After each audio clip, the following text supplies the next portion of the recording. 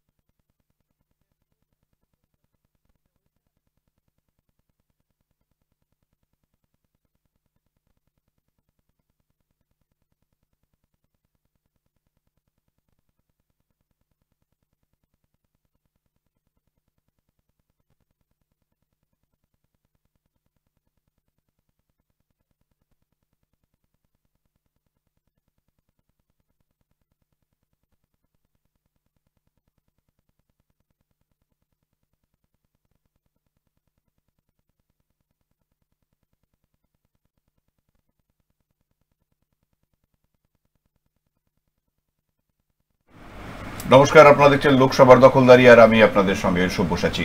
প্রত্যেক দিনের মতন লোকসভার দখলদারিতে আমরা আপনাদের সামনে গোটা রাজ্যের, গোটা দেশের যে বিভিন্ন বিষয়ে রাজনৈতিকভাবে যে নির্বাচন চলছে তার সমস্ত তথ্য আপনাদের সামনে তুলে ধরছি।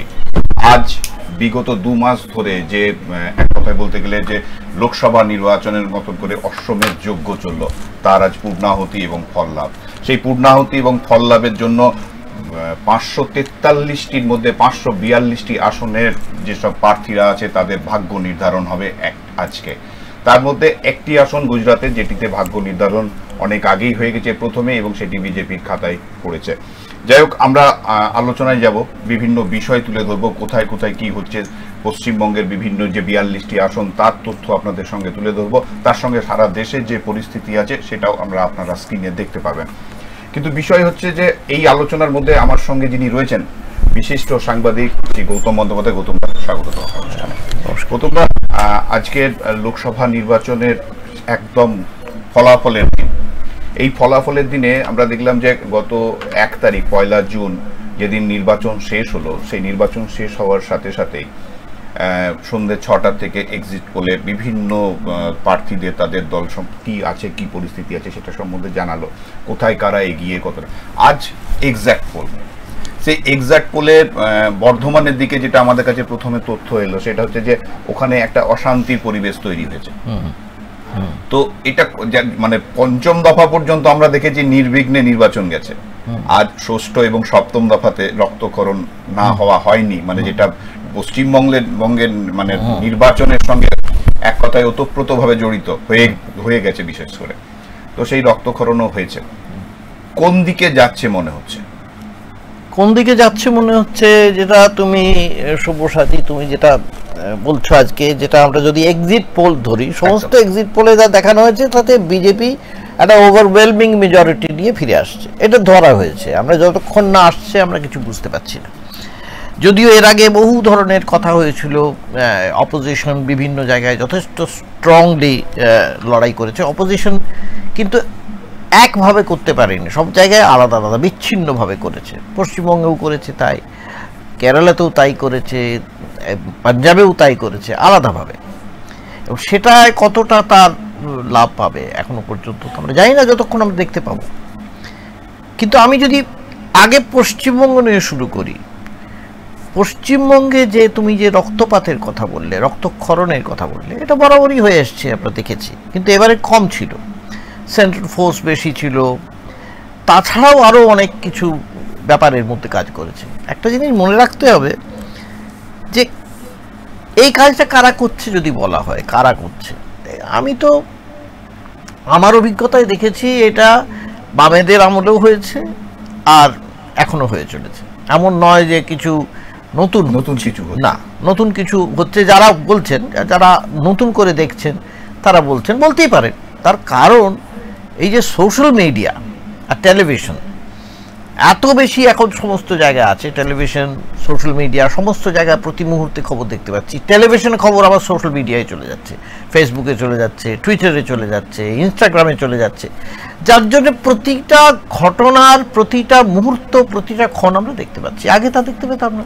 আজ থেকে তুমি 30 বছর আগে, তখন এক যদি খুন হতো, একটা রক্তপাত হতো, সে খবর বেরোতো 24 ঘন্টা পরে, ততক্ষণে অনেকটাই তৃতীয় একটা তৃতীয় যেত, সেটা একটা ব্যাপার ছিল। এখন তো তা হয় না, আর সেটা চলতে থাকে। এবং এই যে তুমি যেটা বলছো টেলিভিশন মিডিয়া বলো বা ওয়েবসাইট বলো, আমরা কিন্তু দেখতে ভালোবাসি, হিংসা দেখতে ভালোবাসি, এটা একটা ফ্যাক্ট। খুব নির্ভেজাল সত্য হলো এটা, যে খুব ভালোভাবে হয়ে যাচ্ছে, তাতে কি দেখানোর কি আছে? টিআরপি নেই, এটা আমরা কিছু পছন্দ করি না, কাজে খুব বারবার দেখানো হয় সেটা, এবং এটা আরও বাড়বে। তবে পশ্চিমবঙ্গে যেভাবে নির্বাচন হয়, সেই নির্বাচনটা খুব একটা গণতান্ত্রিক পরিবেশ দেখা যায় না, এটা ফ্যাক্ট। এটা দুটো কারণ হতে পারে। এক হতে পারে মানুষ খুব বেশি রকমের পলিটিক্যালি সেন্সিটিভ, ভীষণ রকমের। এখানে এখন যেটা চলছে, একদিকে বিজেপি, একদিকে তৃণমূল। এবার দেখো তৃণমূল যেভাবে এই যে ভায়োলেন্স বলছি, এটা মারাত্মকভাবে শুরু করেছিল সে গত বাদের পঞ্চায়েত নির্বাচনের আগে থেকে, সেটা চলছে, পরম্পরা চলছে।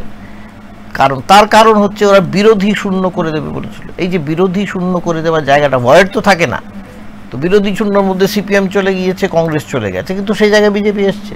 আর বিজেপি এসেছে শুধু না, বিজেপি ইজ ভেরি স্ট্রং, তাদেরও সংগঠন খুব শক্তিশালী, তাদের পাশে আরএসএস আছে, হিন্দু মহাসভা আছে, বিশ্ব হিন্দু পরিষদ আছে, বিভিন্ন রকমের সংগঠন তাদের সঙ্গে কাজ করেছে, সামাজিক সংগঠন। সেই সামাজিক সংগঠন তৃণমূলের ছিল না। তৃণমূল একটা সামাজিক সংগঠন করেছিল ক্লাবগুলোকে নিয়ে, ক্লাবগুলোকে বিভিন্ন টাকা দিয়েছে, বিভিন্ন সময় দুর্গাপুজোকে নিয়ে এরা হইচই করেছে এবং তাদের নিজের সঙ্গে নিয়ে থেকেছে। কাজে কি হয়েছে, যাকে বলা হয় এই রক্তপাতটা ভীষণ রকম বেড়েছে, কারণ ক্ষমতা দখলের লড়াই। ক্ষমতা দখলের লড়াই যদি গণতন্ত্রের মূল কথা হয়ে যায়, তাহলে তো সেখানে হিংসাই হবে, রক্তপাতই হবে। এবং তুমি যেটা বর্ধমান বললে, let us concentrate on Bardhaman, যে বর্ধমানে কি হয়েছে আমাদের জানা দরকার, কেন অশান্তি হলো না। আমি আমাদের পরিস্থিতি অনুযায়ী আমি পিসিআরকে বলেছি তারা বর্তমানে আমার যে প্রতিনিধি আছে তার সঙ্গে যোগাযোগ করার জন্য। কিন্তু দাদা, আমি ওই জায়গাতে আসার আগে আমি দুটো জায়গা সেটা বলবো। সেটা হচ্ছে যে আমরা এক্সিট পোল নিয়ে আমরা দেখলাম আর কি, বিভিন্ন সময় বিভিন্ন মতামত এসছে। বেশ কিছু যারা সংবাদ মাধ্যম বা যারা মানে ভোট পণ্ডিত যারা এক কথায় বলা যেতে পারে, তারা তাদের মতন করে বলেছেন। এবং বিগত যদি 2014 সালের কথা বলি বা 2019 সালের কথা বলি, তাহলে 2014 সালেও তারা যে ধরনের একটা প্রেডিকশন করেছিল, এক্সিট পোল বলতে গেলে প্রেডিকশন, তো সেই সময় যে প্রেডিকশন হয়েছিল বা 2019 সালে যে প্রেডিকশন হয়েছিল, খুব যদি আমরা মানে যদি ভুল না বলে থাকি, তাহলে খুব কাছাকাছি কিন্তু সংগঠনগুলো। যদি আমি 2014 কথা বলি, তাহলে এনডিএ সেখানে 336টা আসন পেয়েছিল এবং বিজেপি সেখানে একাই 282টা পেয়েছিল, এবং ইউপিএ পেয়েছিল সেই সময় 60টি আসন, এবং কংগ্রেস একা পেয়েছিল 44টি আসন। আবার 2019-এর ক্ষেত্র যদি আমরা আসি, তো 2019-এর ক্ষেত্রে দেখা যাবে যে 353টি আসন এনডিএ পেয়েছিল, বিজেপি পেয়েছিল 303টি আসন, অন্য জায়গা থেকে ইউপিএ পেয়েছিল 93 এবং কংগ্রেস 52। এই যে ঠিক ওই মানে সেই সময় তো যা প্রেডিকশন হয়েছিল সেই অনুযায়ী কিন্তু এক কথায় যদি আমরা বলি যে সেটার সঙ্গে অনেকটা ধারে কাছে কিন্তু চলে গেছে। আজকের জায়গায় দাঁড়িয়ে আজ যদি আমরা এটাকে বলি যে এই যে নতুন করে প্রেডিকশন, যদিও মমতা বন্দ্যোপাধ্যায় এটাকে তিনি বললেন যে এটা বিজেপির ক্রিয়েটেড, এবং এর যদি ধারে কাছে চলে আসে তাহলে তো এই এক্সিট পোলের একটা আলাদা মাহাত্ম্য তৈরি হয়ে যাবে। এখন এক্সিট পোলের মাহাত্ম্য তৈরি হবে মানে আমাদের দেশে এখনো পর্যন্ত এই যে এক্সিট পোল, সেইটার যে বৈজ্ঞানিক যাকে বলা হয় কোনো কার্যকারণ যাকে বলা হয়, কিভাবে হচ্ছে, কেন হচ্ছে, সেই জিনিসটা যতদিন না জানা যাবে ততদিন এই প্রেডিকশনটায় মানুষের একটু সন্দেহ সংশয় থেকেই যাবে। সমান সমান হয়ে যাক, মিলে যাক, সম্পূর্ণ মিলে যাক, একেবারে না মিলুক, এইটা থেকে যাবে। ঠিক যেটা অন্য যে কোনো অবৈজ্ঞানিক মানে জিনিসপত্রে হয়, আমি বলে দিলাম একটা এটা হবে, সেটা হতেও পারে নাও হতে পারে। যদি আমি দেখতে পারি যে কতজন লোকের সঙ্গে কোথায় কথা হয়েছে, এক নম্বর, ডেমোগ্রাফিটা কি, সেসব লোকেরা কারা। আমাদের দেশে কাস্ট ভীষণ খেলা করে, কাস্ট আছে, রিলিজিয়ন আছে, বিভিন্ন রকম, নারী পুরুষ আছে। এই সমস্ত যে এই যে ডেমোক্রেটিক্যাল যে স্ট্রাকচারটা আমরা যদি জানতে পারি, এটা করে খুব কম সিএসডিসি এবং লোকনীতি, ওরা মোটামুটি করে। বাকি আমি কাউকে এটা দেখিনি বলেই মানুষের মনে একটা সন্দেহ হয় যে কাকে জিজ্ঞেস করলো, কোথায়, আমাকে তো কোনোদিন জিজ্ঞেস করেনি, আমি তো কাউকে, আমাদের যারাই ছিল বুথে এত লোক কিন্তু কাউকে জিজ্ঞেস করেনি, এই ধরনের একটা মাথায় কাজ করে। কিন্তু এদের মধ্যে কোনো একেবারে সত্যতা নেই, তাও আমি মনে করতে পারি না। কারণ যারা করেন তারা পোলস্টার্স, তারাও তো মনে করেন যে এতগুলো লোক নিয়ে বিভিন্ন জায়গায় করেছি না করেছি, তারা একটা ব্যাখ্যা দেন। মিলে যাওয়া যেটা বলছো, যদি মিলে যায় তাহলে মানুষের মনে একটা ধারণা হবে যে এটা মিলে যাচ্ছে। এটা এত হতেই পারে, এটা সমস্ত জায়গাতেই হতে পারে। কাজে আমি ওই জায়গাটায় এখনো পর্যন্ত আসছি না, যতক্ষণ না পর্যন্ত আমি একবারে স্থিরভাবে জানবো যে কিভাবে করা হচ্ছে এই এক্সিট পোলটা, ততক্ষণ আমি ঠিক সম্পূর্ণ নিঃসংশয় হতে পারবো না। আমি আরেকটা জায়গা, সেটা হচ্ছে যে আমরা দেখলাম যে নির্বাচন চলাকালীন বা নির্বাচনের আগে ভোট কুশলী প্রশান্ত কিশোর বিভিন্ন জায়গায় তিনি কিন্তু একটা কথা বলে যাচ্ছিলেন বিভিন্ন সংবাদ মাধ্যমের কাছে, যে এবারে কিন্তু বাংলায় বিজেপির একটা ঝড় হবে এবং বিজেপি একটা ভালো সংখ্যায় যাবে। সেই জায়গা থেকে যখনই আবার দেখা গেল যে এই বিভিন্ন ভোট কুশলীরা তাদের মতন করে তাদের প্রিডিকশনের জায়গা থেকে দাঁড় করলো, তিনি কিন্তু সেটাকে একদম ভালোভাবে নিলেন না এবং তিনি সেই জায়গা থেকে দেখালেন যে এটা কিভাবে হয়। তাহলে কোন জায়গাটা, মানে এক কথায় বলতে গেলে আরো 10 জন যেভাবে প্রাসঙ্গিকভাবে উঠে আসছে এবং প্রশান্ত কিশোরের কি প্রাসঙ্গিকতা কমে যাচ্ছে, তার জন্য এই ধরনের মতামত। এখন দেখো, এইটা যত আমরা যাকে বলি ওপেন মার্কেট, খোলা বাজার তৈরি হবে, তখন তো ওটা প্রতিযোগিতা তৈরি হবে, প্রতিদ্বন্দ্বিতা। আর এই প্রতিদ্বন্দ্বিতার যদি কোনো মাপকাঠি না হয়, মানদণ্ড যতদিন না স্বীকৃত হচ্ছে, ততদিন এটা তো চলবে। সব জায়গায় চলে, সারা পৃথিবীতেই চলে, আমাদের দেশে খুব বেশি চলছে। প্রশান্ত কিশোর বলেছিলেন যে বিজেপি আসছে এবং 300-র আশেপাশেই পাবে সব মিলিয়ে এনডিএ, কিন্তু 350 কখনোই হবে না এইটা। আর ওইদিকে যোগেন্দ্র যাদব, তিনি তো খুব নাম করা সেফোলজিস্ট, তিনি ভীষণ রকম, তিনি বলেছিলেন 272 এনডিএ পেতে পারে কোনো রকমে, বিজেপি হবে না, এইটা বলেছে। অনেকটাই ফারাক ছিল, তখনও দুজনের মধ্যে ফারাক ছিল, বড় বড় দুজন, দুই মাপের দুজনের, একজনের পোলস্টার, একজন হচ্ছেন সেফোলজিস্ট, তাদের মধ্যে ভাগ ছিল। এবারে যদি যারা বললো এক্সিট পোলে, একবারে সবাই এক্স্যাক্টলি কোনটা বলছে, যেটা বলছে সেটা মোদি যা বলেছেন। মোদি কি বললেন? 400 পার কি পার, 400 পার কারা? এনডিএ। আর তারপর বলছেন বিজেপি 377-এর কম নয়।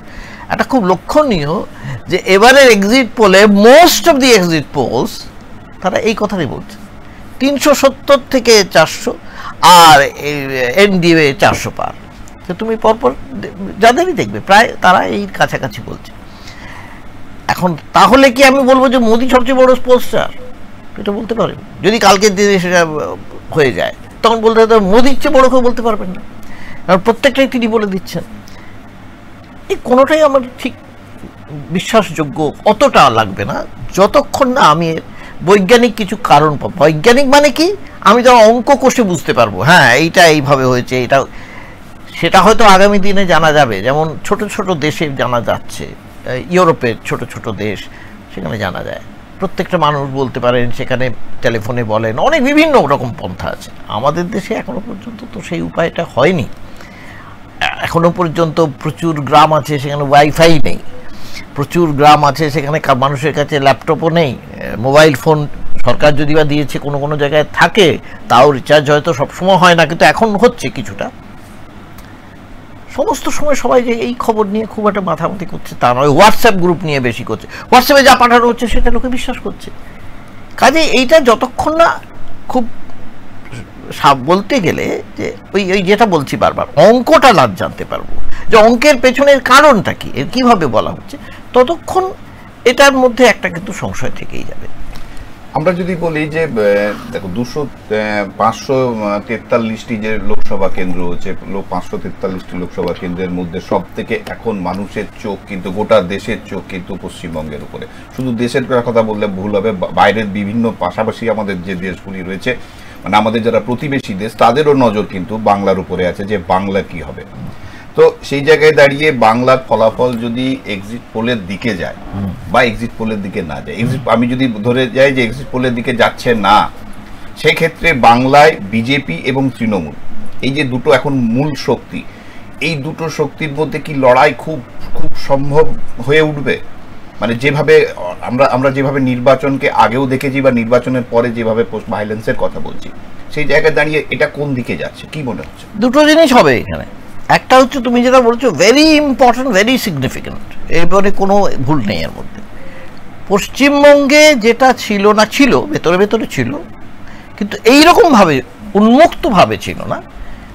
আমরা বলছি তো যে বাইনারি, দুটো দলে ভাগ হয়ে যায়, দুটোর মধ্যে কংগ্রেস সিপিএম খানিকটা সরে গিয়েছে, সিপিএম খানিকটা চেষ্টা করছে রিগেইন করার মাটিটাকে, কিন্তু সেই জায়গায় বিজেপি এবং তৃণমূলের মধ্যে মূল লড়াইটা চলছে। আর মূল লড়াইটা চলার মধ্যেও বিজেপি এবং তৃণমূলের মধ্যে লক্ষ্য রাখবে, এই যে ধর্মের তাসটা সাংঘাতিকভাবে খেলা হয়েছে। এই যে ধর্মের তাসটা খেলা হয়েছে তার কারণ একটাই, কারণ এখানে মুসলিম পপুলেশন, বাঙালি মুসলিম পপুলেশনও বেশি, বাংলাদেশ পাশেই। এখানে যদি এনআরসি চালু হয় কি সিএ চালু হয়, তাহলে তার কি কি ফল আউট হবে, এক নম্বর। দু নম্বর, এখানে যদি বিজেপির ফল খুব ভালো হয়, আমি বলছি বারবার, সবাইকেই বলছি, এর আগেও বলেছি, কেউ কেউ বলছে 23 থেকে 27টা পাবে, যাই হোক 23টা পাবে। যদি তৃণমূলের চেয়ে একটা আসনও বেশি হয়, তাহলে পশ্চিমবঙ্গে আগামী দিনে, বিশেষ করে আগামী 1 বছর তো বটেই, মানে তুমুল অশান্তির একটা পূর্বাভাস আমি দেখতে পাচ্ছি, তুমুল অশান্তির পূর্বাভাস। সেখানে কোনো মঙ্গলের চিহ্নমাত্র আমি দেখতে পাচ্ছি না। এটা খুব দুর্ভাগ্যজনক। এই বাংলা তো তা ছিল না। এই বাংলা বরাবরই এমন অবস্থায় ছিল। এখানে বাংলায় কারা ছিলেন না বলো না, বাংলায় কি কি মানুষ এসেছেন আমরা দেখেছি। আমি আর তাদের নাম করতে চাইছি না। এখন কোন জায়গায় পৌঁছেছে, আমরা কোন জায়গায় পৌঁছেছি, এটা কিন্তু আরো অবনমনের দিকে, আরো খারাপের দিকে, উত্তরোত্তর অবনতির দিকে যাওয়ার সম্ভাবনা দেখতে পাচ্ছি। এবং তুমি যে রক্তপাতের কথা বললে, একটা অ্যানার্কির দিকে যেতে পারে। কারণ গোটাটাই ক্ষমতা লাভের জন্য, এই যে দেশ সেবা নামে এইসব রাজনীতিকরা বলে যান না, সমস্ত মিথ্যে কথা, কার্যত মিথ্যে কথা। খুব কম লোক আছেন যারা এটা করেন। এবং সবচেয়ে দুর্ভাগ্য হচ্ছে যারা করছেন তারা নিজেরাও বুঝতে পারছেন যে এই তারা যেটা বলছেন সেটা ভালো কথা বলছেন না, সুস্থ কথা বলছেন না, সমাজের ভালোর জন্য বলছেন না, শুধু ক্ষমতা লাভের জন্য করে যাচ্ছেন। মানে এক কথায় এনারা যা বলছেন বা মানুষের কাছে যা পৌঁছাচ্ছেন, সেটা খালি নিজস্ব ব্যক্তি স্বার্থ এবং নিজের ক্ষমতাকে কুক্ষিগত করে রাখার জন্য। একটা হচ্ছে দল থাকলে আমার ক্ষমতা থাকবে, আর ক্ষমতা থাকলে আমি যা খুশি অনেক কিছু করতে পারবো। দেখো, পাওয়ার টাকাও নয়, বাকি যা যা বৈভব ঐশ্বর্য বা যা মানুষ যা যা চায় সব এখন পাওয়ার থেকে আসে। If you have power, democratically elected গভর্নমেন্টরা অটোক্র্যাটিক হয়ে যাচ্ছে, স্বৈরতান্ত্রিক হয়ে যাচ্ছে, একনায়ক হয়ে যাচ্ছে। গণতান্ত্রিকভাবে নির্বাচিত সরকার না, কেউ অপোজিশনকে সহ্য করতে পারে না। মমতা বন্দ্যোপাধ্যায়ও পারেননি, আর মোদি তো পারেনি না, নরেন্দ্র মোদি তো একেবারেই পারেন না। এবং তার জন্য যা যা খেলার তা আমরা খেলেছেন। নরেন্দ্র মোদি দুটো রাউন্ডে, মনে রাখবে, দুটো ফেজে ভোট কম হয়েছিল। দুটো ফেজে ভোট কম হওয়ার পরে একটা সমস্ত জায়গায় একটা বার্তা পৌঁছে গেল যে বিজেপির লোকেরা ভোট খুব একটা দিচ্ছে না, বিজেপির কর্মী সমর্থকরা। এর অনেক কারণ থাকতে পারে। কেউ মনে করলো কমপ্লেসেন্সি, কেউ জিতে যাবোই, আমাদের দরকার নেই। কেউ মনে করলো সরকারের কাজকর্মে পছন্দ হচ্ছে না, বিভিন্ন কাজে। তারপরেই মোদির ন্যারেটিভ পাল্টে গেল। মোদি সরাসরি হিন্দু মুসলমানে চলে গেলেন, ধর্মীয় তাসে চলে গেলেন। একজন প্রধানমন্ত্রী এটা চলে গেলেন, আমাদের দেশে একজন প্রধানমন্ত্রী এই কাজটা করলেন। এই কাজটা আমরা যখন সাংবাদিকতা শিখেছি না, নতুন শুরু করছি, তখন আমাদের সামনে কারা ছিলেন, কোন স্টলওয়ার্স ছিলেন, তো তাদের কাছে শিখেছি।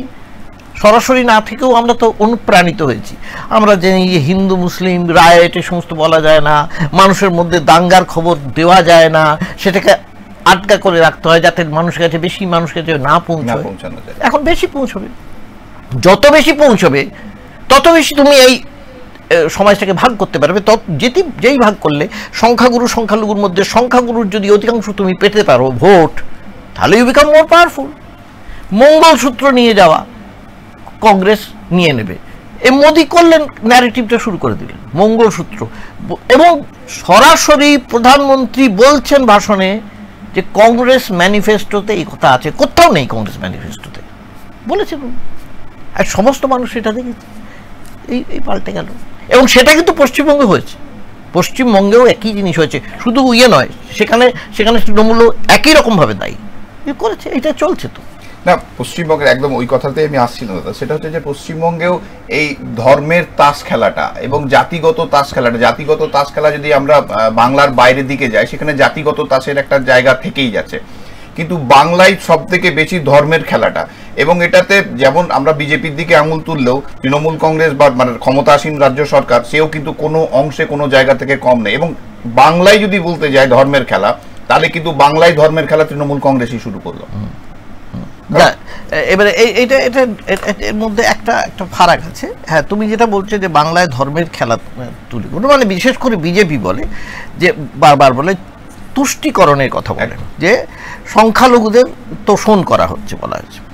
একটা জিনিস আমি বলি, এটা বলা হয়েছে তো সমস্ত জায়গায় বলা হচ্ছে, আমি আজ পর্যন্ত কোনো এমন স্ট্যাটিস্টিক্স দেখতে পাইনি যেখানে এই সংখ্যালঘু তোষণ যারা আমরা বলি, যারা সংখ্যাগুরু বলে, তারা কোনো এমন স্ট্যাটিস্টিক্স আমাকে দেখাতে পারেননি।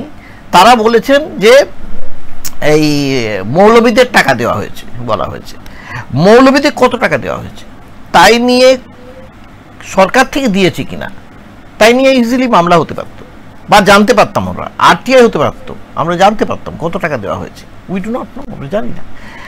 একটা যাকে বলা হয় এটা একটা তৈরিও করা হয়েছে। এবং এটা অন্যদিকে এটা ফ্যাক্ট যে তৃণমূলের, বিশেষ করে মমতা বন্দ্যোপাধ্যায়ের এই দুর্বলতার জন্যে, ভোট পাওয়ার জন্যে তিনি এমন একটা কাজ করেছেন যাতে কিন্তু সংখ্যালঘুদের মধ্যে অনেকেই যারা এইটার মধ্যে থাকতে চায়নি, তারাও কিন্তু এর মধ্যে জড়িয়ে পড়েছে, বাধ্য হয়ে জড়িয়ে পড়েছে, মানে তাদের লোকে টেনে আনা হচ্ছে তাদের। তোমাকে একটা কথা জিজ্ঞেস করি, যে কোনো দেশেই, বাংলাদেশে যখন সংখ্যালঘুদের উপরে উৎপীড়ন হয়েছে, বা পাকিস্তানে হয়েছে, তুমি একটা লক্ষ্য রাখবে সেখানেও কিন্তু একই রকমভাবে এই সংখ্যালঘু তোষণের কথা কোনো সময় উঠেছে, কিন্তু সংখ্যালঘুদের বের করে দেওয়া, সংখ্যালঘুদের উদ্বাস্তু করে দেওয়া, সংখ্যালঘুদের বের করে দেওয়া, এটা সংখ্যাগুরুটা যখন করেছে তখন অন্য যে অংশটা চুপ করে থেকেছে। তাতে লাভটা কি হয়েছে? পাকিস্তানে তো এত কাণ্ড করা হয়েছিল, পাকিস্তান কি ধর্মের কারণে ভাগ হয়েছিল? রাখতে পেরেছে?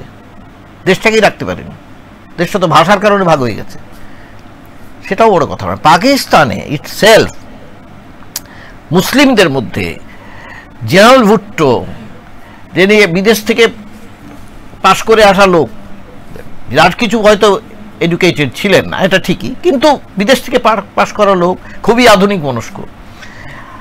মানে তোমরা যদি দেবেশ্বরের বই পড়ো তাহলে দেখবে তুমি মঞ্চে মদ রেখে পাবলিক স্পিকার মানে হিসেবে নিজেকে প্রেজেন্ট করেছেন, পাশেই রাখা আছে, তিনি পাত্তা দেননি, গুরুত্ব দেননি।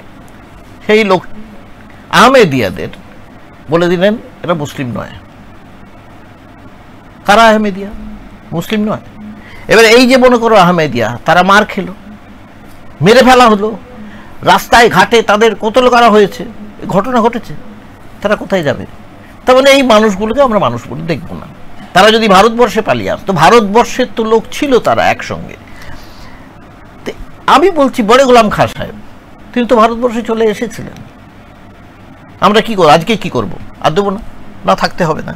এই সংখ্যালঘুটা এই জায়গায় পৌঁছে যাবে, আর তারপরে কোথায় যাবে তখন মানুষ হয়তো বুঝবে যে না, এটা বোধহয় করা উচিত হয়নি।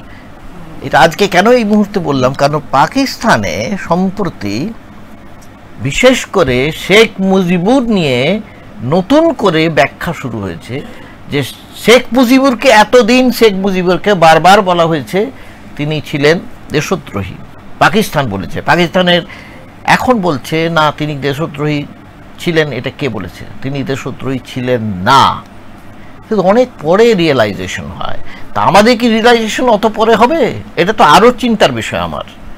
না, এই রিয়েলাইজেশনের যে জায়গা থেকে যদি আমরা বলি, তো গত দিন কয়েক আগেও পাকিস্তান কিন্তু এটাও বলেছে যে কারগিলটা আমাদের কাছে খুব অন্যায় কাজ করা হয়েছিল। একদম সেই জায়গায় তারা আজ তাদের ভুলটা তারা বুঝতে পারছে।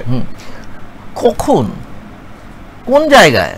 পাকিস্তান কোন রাষ্ট্রের মধ্যে পড়ছে? আমি এটাই বলি, পাকিস্তান কোন রাষ্ট্রের ভুল স্বীকারটা তাদের, এটা ভুল স্বীকারটা কি জন্য করছে? খালি নির্বাচনকে সামনে, ভারতের নির্বাচন ক্ষমতা না, তাদের নিজস্ব ক্ষমতা, নিজস্ব ক্ষমতার জন্য তারা করেছে।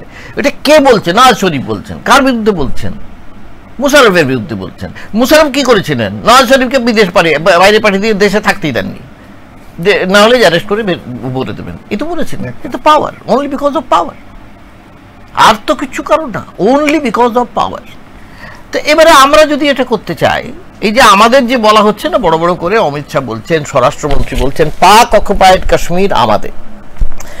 তুমি পাক অকুপায়েড কাশ্মীর তুমি যে আমাদের বলছো, এটা তো উস্কে দেওয়া হচ্ছে। তুমি পাক অকুপায়েড কাশ্মীর করতে গেলে সেখানে তো China one belt one road করেছে, রাস্তা বানিয়েছে বিরাট।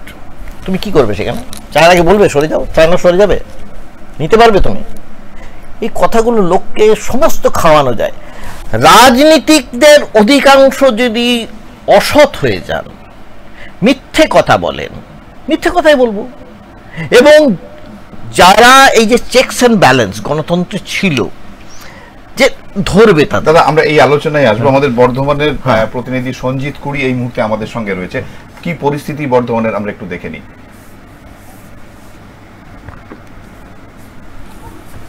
হ্যাঁ সঞ্জিত, শুনতে পাচ্ছ? হ্যাঁ দাদা, শুনতে পাচ্ছি। হ্যাঁ সঞ্জিত, কি পরিস্থিতির মধ্যে আছে বর্ধমান যদি একটু আমাদের এবং আমরা একটা জায়গা থেকে শুনলাম যে সেখানে একটা অশান্তির পরিবেশ তৈরি হয়েছিল কিছুক্ষণ আগে, কোন জায়গায় আছে এবং নির্বাচনের গণনা যে চলছে সেই গণনা কোন পথে এগিয়ে যাচ্ছে? দেখো দাদা, বিষয় হচ্ছে যে এই মুহূর্তে গণনা কেন্দ্র শুরু হয়েছে। এর মধ্যে অসীম সরকার বর্ধমান পূর্বের বিজেপির প্রার্থী অসীম সরকার ঢুকেছেন। অসীম বাবু যে অভিযোগগুলো করলেন যে কাটোয়া থেকে যে সমস্ত বাসগুলো গতকালকে রাতে আসার কথা ছিল, সেখানে যে বিধায়ক আছেন, তৃণমূল কংগ্রেসের বিধায়ক রবীন্দ্র চট্টোপাধ্যায়ের অনুগামীরা সেই সমস্ত বাসগুলোকে আটকে দেয় এবং তাদেরকে হুমকি দেওয়া হয়। শুধু তাই না, সেই সমস্ত বাস যেখানে বাসগুলো স্টক করা হয়েছিল, রাখা হয়েছিল, সেখানটাতে বোম বাইন্ডিংও করা হয় বলে অসীমবাবু অভিযোগ করেছেন। যার ফলে বেশ কিছু অনুগামী, বিজেপির অনুগামীরা আজকে গণনা কেন্দ্রে পৌঁছতে পারেনি, আসতে পারেনি। অসীমবাবু এটাও বললেন যে এই যে আজকে যিনি এসছেন, শুধুমাত্র এখানে এসছেন জয়ের রেজাল্ট নিতে। উনি জানেন, উনি দীর্ঘ বিশ্বাসী আছেন যে উনি আশাবাদী আছেন যে উনি এখানে জিতবেন। সেই কারণে সকাল থেকে এসে পৌঁছেছেন এবং বলছেন যে উনি এখানটাতে বিশাল পরিমাণে ভোটে উনি জয়ী হয়ে তার যে সার্টিফিকেট নিতে এসছেন। আমরা সকাল থেকে যে ছবিগুলো দেখিয়েছি, সকাল থেকে বর্ধমান দুর্গাপুর লোকসভা কেন্দ্রের ইউআইটি এবং বর্ধমান পূর্বে লোকসভা কেন্দ্রের যে গণনা কেন্দ্র আছে এমবিসি টেকনিক্যাল কলেজ, সেখানটাতে সকাল থেকে বিশাল পরিমাণে পুলিশ বাহিনী রাখা হয়েছে, মোতায়েন করেছে আধা সামরিক বাহিনী। এবং যে সমস্ত ক্যান্ডিডেটরা ঢুকছেন, যে সমস্ত এজেন্টরা ঢুকছেন, এবং শুধু তাই না, সাংবাদিকদেরকে বিশাল পরিমাণে চেক করে তাদেরকে ঢোকানো হচ্ছে এবং রাস্তার মাঝখানে আটকে দেওয়া হচ্ছে যানবাহনকে একদিকে সাইড করে দিয়ে ক্যান্ডিডেট এবং যে সমস্ত এজেন্টরা আছে, সাংবাদিকরা আছে, তাদেরকে গণনা কেন্দ্রে ঢুকাচ্ছেন খুব পরিমাণে চেক করে। কিন্তু তার মধ্যে যাতে কোনো রকম কোনো অশান্তি, অপ্রীতিকর ঘটনা না ঘটে সেদিকে সর্বক্ষণ নজরদারি রাখছেন পুলিশ এবং কেন্দ্রীয় বাহিনী। শুধু তাই নয়, কেন্দ্রীয় গণনা কেন্দ্র ছাড়াও যে সমস্ত টহলদারি মারছে রাস্তার চারিদিকে, সমস্ত জায়গাতে পুলিশ এবং আধা সামরিক বাহিনী টহল বাহিনী মারছে, যাতে কোনো রকম কোনো অপ্রীতিকর ঘটনা না ঘটে। আমরা সকাল থেকে লক্ষ্য করে দেখেছি যে বর্তমানে যে দু জায়গায় কেন্দ্র করা হয়েছে, একটা হচ্ছে পলিটেকনিক্যাল কলেজ গোলাপবাগ, অপরটি করা হয়েছে তো এমবিসি রায়নায়। সেখানটাতে দেখা যাচ্ছে যে সকাল থেকে পুলিশ মোতায়েন করা হয়েছে, সকাল থেকে চলছে, গণনা কেন্দ্র শুরু হয়েছে। সব্যসাচী দা, যে খবরটা আসছে সেটা হচ্ছে যে বিভিন্ন জায়গাতে বর্ধমানের এই গণনা কেন্দ্রগুলি থেকে বেশ কিছুটা দূরে একটা অশান্তির পরিবেশ তৈরি হয়েছে বর্ধমানে। তো সেটা কিভাবে, কোন দিকে যাচ্ছে আর কি? পুলিশ কতটা তৎপর এই অশান্তিকে আটকানোর জন্য? হ্যাঁ দেখো দাদা, সকাল থেকে আমরা যেটা খবর পেয়েছি, বর্ধমানে বেশ কয়েকটি জায়গায় ছোটখাটো ঘটনা, অপ্রীতিকর ঘটনা ঘটতে চলেছিল। সেইখানটাতে বর্ধমান থানা পুলিশ এবং আধা সামরিক বাহিনীরা সেইখানটাকে রীতিমতো কঠোরভাবে তারা পদক্ষেপ করেছেন এবং সেখানে যাতে আজকে সারাদিনে কোনো রকম অপ্রীতিকর ঘটনা না ঘটে সেদিকে নজর রাখছে। যদিও সকাল থেকে বর্ধমান শহর সংলগ্ন এলাকাতে বিশাল পরিমাণে পুলিশ বাহিনী এবং আধা সামরিক বাহিনী টহল চালিয়ে চলেছে যাতে কোনো রকম অপ্রীতিকর কোনো ঘটনা না ঘটে। সব্যসাচী দা, তো ওখানে বর্ধমানের এখন কিছুটা কি গণনা শুরু হয়েছে? গণনা আর শুরু হলে কি? এই মাত্র শুরু হয়েছে, এখনো পর্যন্ত গণনা কোনো ফল প্রকাশ করেননি। বর্ধমান ইউনিভার্সিটি এবং বর্ধমান ইউআইটিতে কোনোটাতে ফল প্রকাশ ঘোষণা করেননি, এই জাস্ট শুরু হয়েছে বলে আমরা জানতে পেরেছি। শুভসাচিতা, পোস্টাল ব্যালট গণনা হবে, তারপরে বোধহয় আসল গণনা শুরু হবে। হ্যাঁ, আমরা যেটা খবর পেয়েছি সকাল থেকে প্রথমে শুরু হবে, তারপরে যে ভোটিং গুলো আছে সেগুলো গণনা শুরু হবে। যদিও পোস্টাল ব্যালট গণনা শুরু হয়ে গেছে, এখনো পর্যন্ত তার যে রেজাল্ট সেটা কিন্তু এখনো পর্যন্ত জানায় না। সঞ্জিত, তুমি পরিস্থিতির উপরে নজর রাখো, আমরা আবার তোমার সঙ্গে যোগাযোগের মধ্যে থাকবো। আমাদের প্রতিনিধি সঞ্জিত কুড়ি বর্ধমান থেকে, ওর কাছ থেকে যেটা পেলাম দাদা, যে কিছু কিছু জায়গায় আমরা যেটা আমাদের কাছে যে ইনপুট এসেছিল যে বিভিন্ন জায়গা থেকে বিভিন্ন সমস্যার জায়গা তৈরি হচ্ছে, যাই পুলিশ তার মতন করে ব্যবস্থা নিচ্ছে এবং এটাই আর কি, যে নির্বাচনের আগে একরকম পরিস্থিতি তৈরি হয়েছে এবং নির্বাচনের এই যে আজকে মানে ফল ঘোষণার পরে আগামী দিনটা যে কত ভয়ঙ্কর হতে পারে এবং সেটাকে নিয়ে কি চিন্তা ভাবনা করছে নির্বাচন কমিশন এবং প্রশাসন, এক কথায় রাজ্য সরকারের যে প্রশাসন রয়েছে সেই প্রশাসন। এখন হচ্ছে প্রথম কথা হচ্ছে প্রশাসন কিন্তু একটা জিনিস খুব মাথায় রাখে যে কে আগামী দিনের পাওয়ারে আসবেন বা কি করে আসবেন। যদি আগামী দিনের পাওয়ারে আমরা যা দেখতে পাচ্ছি পশ্চিমবঙ্গে, তো এখন তো বিজেপি যথেষ্ট ভালোভাবে এগিয়ে যাচ্ছে, অনেক বেশি এগিয়ে যাচ্ছে, মানে এমনই এগিয়ে যাচ্ছে তো মনে হচ্ছে মানে বিজেপির ঝড় কোথায় গিয়ে থামবে। হ্যাঁ, কোথায় গিয়ে থামবে উই ডু নট নো, এইটা এক নম্বর। 2 নম্বর হচ্ছে যে সারা ভারতেও তাই, এনডিএতে দেখছি 233টা আসনে এগিয়ে, ইন্ডিয়া তো 114টা আসনে এগিয়ে আছে, আর পশ্চিমবঙ্গে তো 11 বনাম 5 হচ্ছে। 11 বনাম 5 মানে তো ডবলের বেশি। এই যদি এইটা যদিও এখনো পোস্টাল ব্যালটের পরে আসল গণনা শুরু হতে দেরি আছে, এখন অনেক দেরি আছে, আমি সেটা বলতে চাইছি না, কিন্তু যদি এটা চলতে থাকে তাহলে কিন্তু খুব ভালোভাবে আমি নিশ্চিন্তে বলতে পারি এই রাজ্যে একটা ভয়ঙ্কর সরকার বিরোধী আন্দোলন শুরু হবে। এবং সেই সরকার বিরোধী যে আন্দোলন শুরু হবে শুভেন্দু অধিকারীর নেতৃত্বে, কারণ শুভেন্দু অধিকারীর দুটো জায়গায় নিজের অবিসংবাদী নেতৃত্ব প্রমাণ করতে পারবেন। একটা হচ্ছে তিনি একদিকে গোলায়েতকে হারিয়েছেন, ডেভিড বনাম গোলায়েথে, মানে তিনি মমতা ব্যানার্জিকে ধরাশায়ী করেছিলেন, জিতেছিলেন, আর এটাই যদি তিনি বেশি পেতে পারেন তার নেতৃত্বে, তাহলে তার কেন্দ্রীয় নেতৃত্বের কাছে তার জায়গাটা একেবারে পাকা হয়ে যাবে। আর তিনি চাইবেন খুব তাড়াতাড়ি এই সরকারের পতন ঘটুক। তার জন্য যা যা করণীয় বিরোধী দলরা তা তো করবেই। আর বাংলার যেহেতু আমাদের একটা মানে আমি যেটাই বলছিলাম পরম্পরা আছে, রক্তপাত, হিংসা, ভয়ঙ্কর রকমের আন্দোলন, সেটা শুরু হবে। কাজেই বাংলায় আমরা যেটা দেখতে পাচ্ছি একটা সাংঘাতিক অশান্তির পূর্বাভাস আমি কিন্তু দেখতে পাচ্ছি।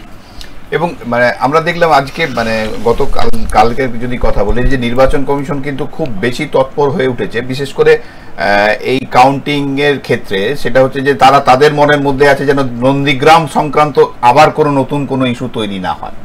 বিগত দিনে নন্দীগ্রাম নিয়ে আমরা দেখেছি যে 2021 সালে নন্দীগ্রামকে কেন্দ্র করে একটা ইস্যু হয়েছিল, যে লোডশেডিং করে পরে জিতিয়ে দেওয়া হয়েছিল, এরকম অভিযোগ উঠেছিল। তো সেটা যাতে না হয়, কোনো পক্ষই এই ধরনের কোনো অভিযোগ করতে না পারে, তার জন্য কিন্তু বিশেষভাবে তারা চিন্তা ভাবনা করছে। বিশেষ করে 138টা কাউন্টিং অবজারভার এক্সট্রা করে তারা এখন নিয়ে এসেছে। সেটাই তো একদিক দিয়ে খুব ভালো, অবশ্যই ভালো। যদিও ইলেকশন কমিশনের স্পাইন কতটা আছে আমার সে নিয়ে সন্দেহ আছে। একটা কনস্টিটিউশনাল বডি, আমার যথেষ্ট সম্মান আছে, আমি তাকে তো কোনো অসম্মান করবার জায়গাতে নেই। এমনকি ইলেকশন কমিশনকে গুরুত্ব দিয়ে সুপ্রিম কোর্টও তাদের এই ইয়েতে কোনো নির্দেশে চট করে বাধা সৃষ্টি করে না, কারণ যেহেতু একটা কনস্টিটিউশনাল বডি, সাংবিধানিক একটা তাদের ক্ষমতা আছে। তো অবশ্যই তাদের, কিন্তু আমরা কতগুলো জায়গায় তাদেরকে উইকনেস তো দেখেছি বারবার। গতবারে এই যে ইলেকশন শেষ হলো তার মাঝখানে model code of conduct in fact ভঙ্গ করেছে অনেকেই, যারা শাসক দলের।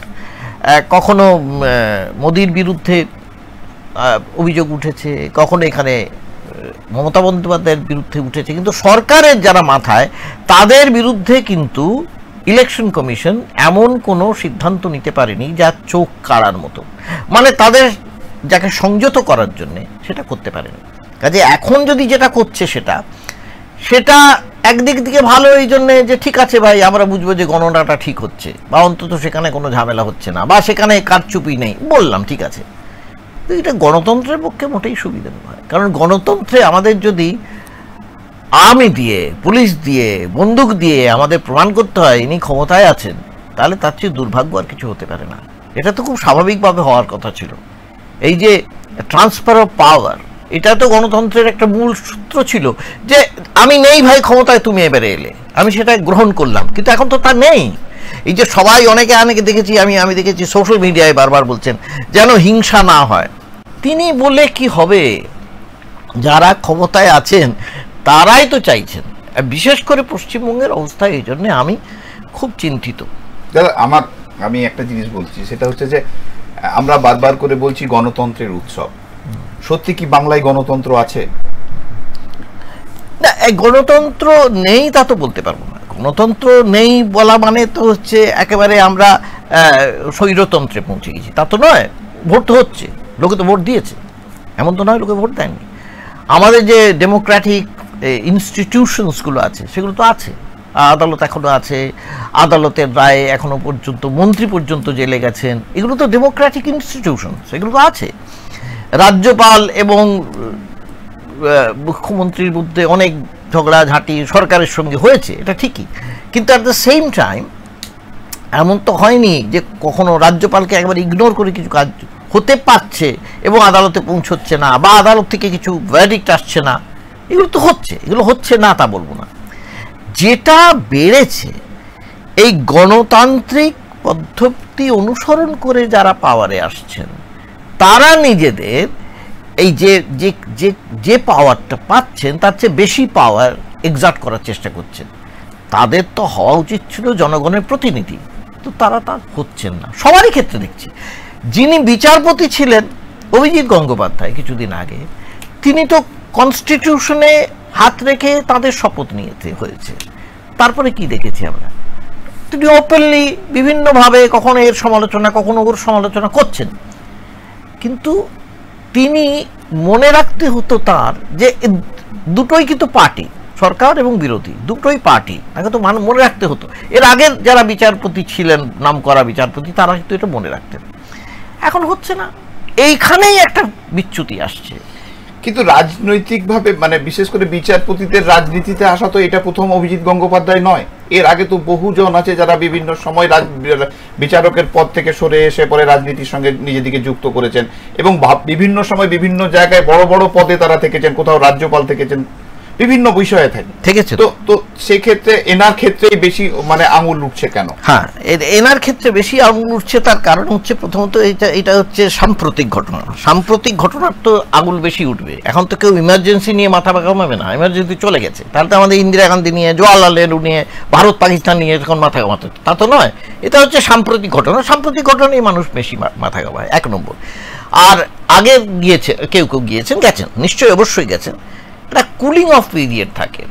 কুলিং অফ পিরিয়ড মানে হচ্ছে আমি যে বিচারটা করলাম সেই বিচারটা যে কোনো রাজনৈতিক দৃষ্টিকোণ থেকে দেখে করিনি, সেটা লোকের কাছে একটা প্রমাণ দেবার দায় থাকে যে কোনো বিচারপতির। যদি আগেও কেউ তো করে থাকেন, তারাও অন্যায় করেছেন, ইনি যেটা করেছেন ইনিও অন্যায় করেছেন। এটা অন্যায় কিসের অন্যায়? তিনি তো আইনগতভাবে কোনো অন্যায় করেননি, আইনগতভাবে যথেষ্ট ঠিক আছে, আইনে তো সবই ঠিক আছে। কিন্তু শুধু আইনে হয় না, কিছু কিছু অলিখিত নীতি থাকে আমাদের। আমরা যাকে বলি কোড অফ এথিক্স, এই সাংবাদিকতা তো একটা কোড অফ এথিক্স আছে। সেই কোড অফ এথিক্স আমরা মানি না, বহু সময় মানছি না। তো মানছি না বলে কি আমি সেটা ধরে নেবো সেটাই সঙ্গত, সেটাই উচিত? আমি কি সেইভাবে বলবো? নাকি না কোড অফ এথিক্স থেকে ধরে নেবো না কোড অফ এথিক্স তো আছে, এখানে তো এটা বলা হয়েছে, এটা করা উচিত। কোনটা করবো? আমি করছি না যেহেতু আইনগতভাবে আমি কোনো অসুবিধে নেই, সেটা কিন্তু সবসময় ঠিক হয় না। উল্টোটা আমাকে ভাবতে হয়, বিশেষ করে যদি অত্যন্ত গুরুত্বপূর্ণ জায়গায় আমি বসে থাকি, আমি যেখানে সাধারণ মানুষ বিশ্বাস করছে আমাকে। এটা কোনো সরকার বা সরকার বিরোধী তা নয়, দুটো পার্টি বা তিনটে পার্টি সমস্ত, এটা সাংবাদিকতাও তাই।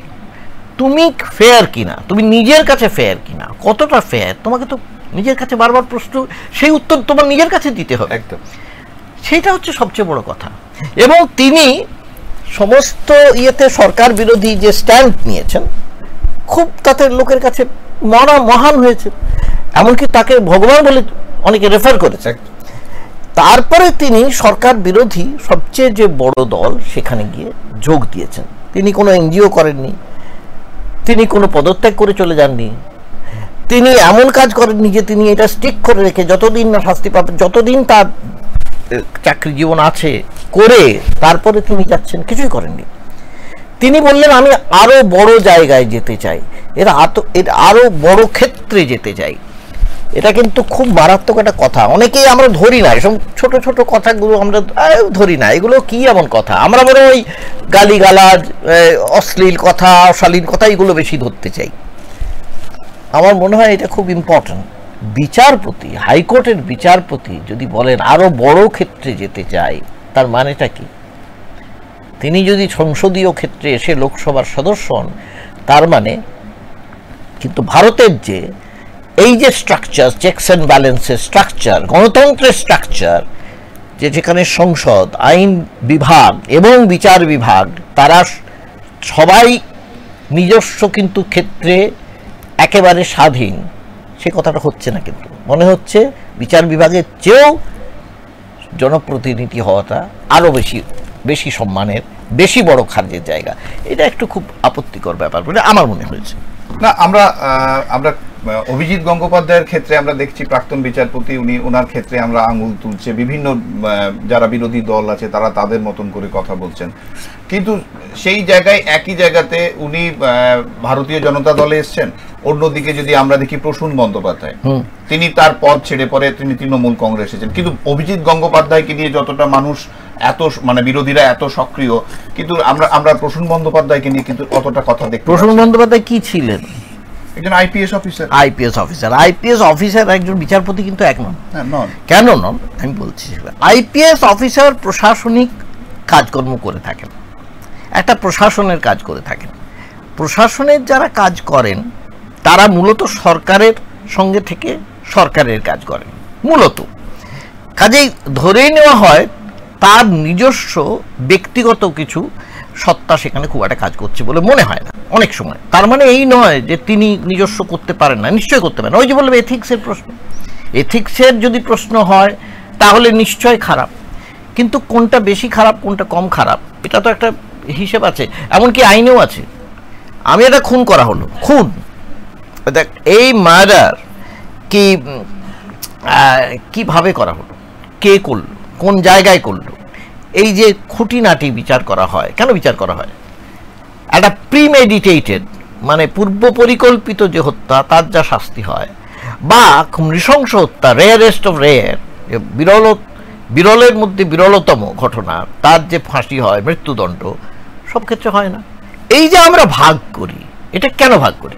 এবং এগুলো সবই তো ব্যাখ্যার ব্যাপার, ইন্টারপ্রিটেশন। সেই ব্যাখ্যাটা কিন্তু বিচারপতিরাই করেন।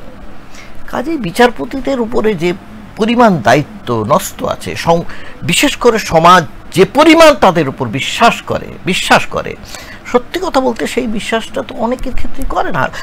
অনেকেই মনে করে আদালতে গেলে যে আমি একটা কি বিচার পাবো, মূল হচ্ছে বিচার পাবো। কাজে এখানে দুটোর মধ্যে কিন্তু একটা ভাগ করতে হবে।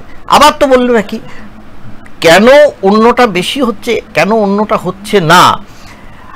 আজকে মোদি সাইলেন্ট পিরিয়ডে, মানে যখন সাইলেন্স থাকার কথা, তিনি প্রচারের মধ্যে যাবার কথা নয়, তিনি ধ্যানে যাচ্ছেন কন্যাকুমারীকে।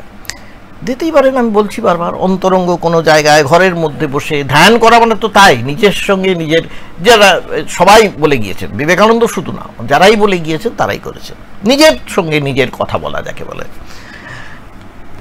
সেইটার জন্যে 9খানা ক্যামেরা, এত তুমুল হইচই, সারা ভারতবর্ষ দেখতে পাবে, সেই সময়টাতেই এটা তো প্রচার, প্রচার ছাড়া কিছু নয়।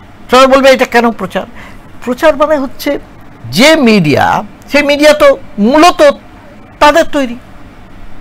কারণ কারা করেছে? ক্রোনি ক্যাপিটালিস্টরা করেছে। ক্রোনি ক্যাপিটালিস্ট মানে তার যে অনুগত বিভিন্ন শিল্পপতি, এবং শিল্পপতিরা নিজেদের স্বার্থেই করবে, স্বাভাবিক।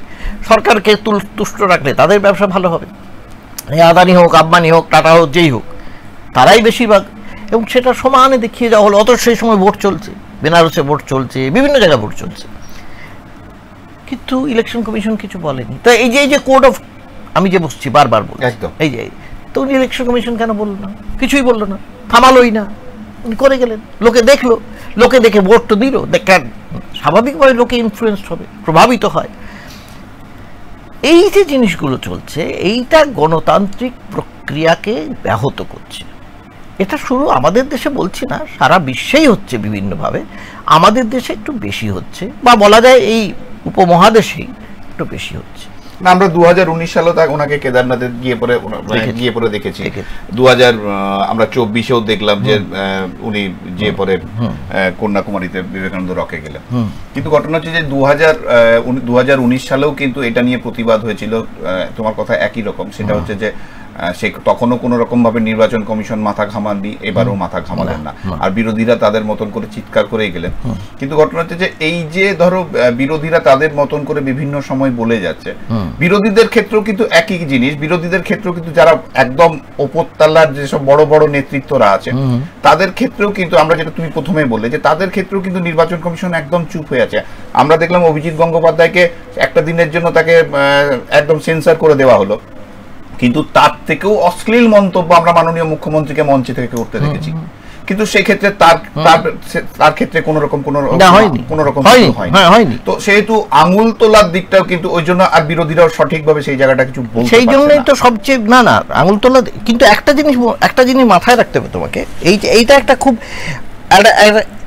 খুব মারাত্মক জায়গায় আমরা পৌঁছে যাচ্ছি। এই জন্যে এই যে বলতে পারছি না, এই যে বলতে কিংবা বলতে ভয় পাচ্ছে, শঙ্কা হচ্ছে তাদের, এইটা তো বলছি বারবার যে এইটাই তো গণতন্ত্রের পক্ষে ভীষণ ক্ষতিকারক। এবং এই যে যারা সংবাদ জগতে আছেন, আমাদের মতো লোক, আমাদের কথা তো বাদই দিলাম, যে কোনো দিন আজ আছি কাল নেই হয়তো, বা যারা নতুন আসছে তারা কি শিখবে, কি বলবে, তারা কার কথা শুনবে? সে কি নিজের আত্মার কথা শুনবে, বিবেকের কথা শুনতে পারবে? সে কি প্রশ্ন করতে পারবে?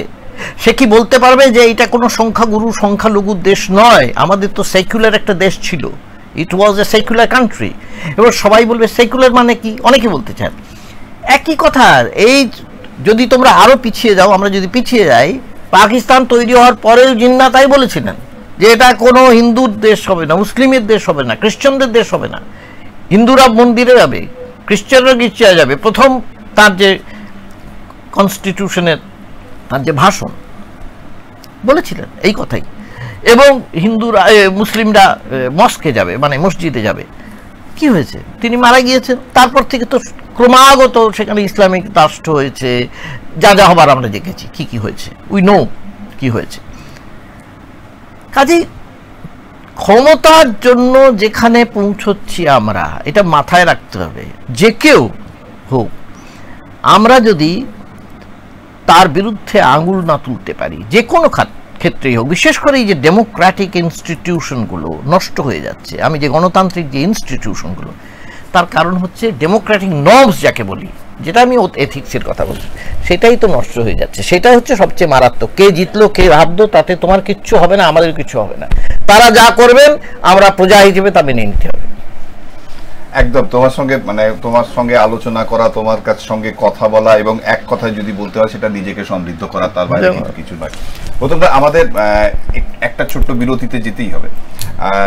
আমরা বিভিন্ন বিষয় নিয়ে আলোচনা করছি এবং সমস্ত পশ্চিমবঙ্গের যেসব লোকসভা কেন্দ্রে গণনা চলছে, প্রত্যেকটি গণনা ক্ষেত্রে 42টি আসনের উপরেই আমাদের নজর আছে। আমাদের প্রতিনিধিরা প্রতিটি মুহূর্ত সেখানে আছেন এবং সেখান থেকে টোটাল আপডেট আমাদের কাছে পৌঁছাচ্ছেন, যা আমরা আপনাদের কাছে পৌঁছে দিচ্ছি। যাই হোক, আমরা সময়ে একটা বিরতির পর ফিরে আসছি, সঙ্গে থাকুন। নমস্কার।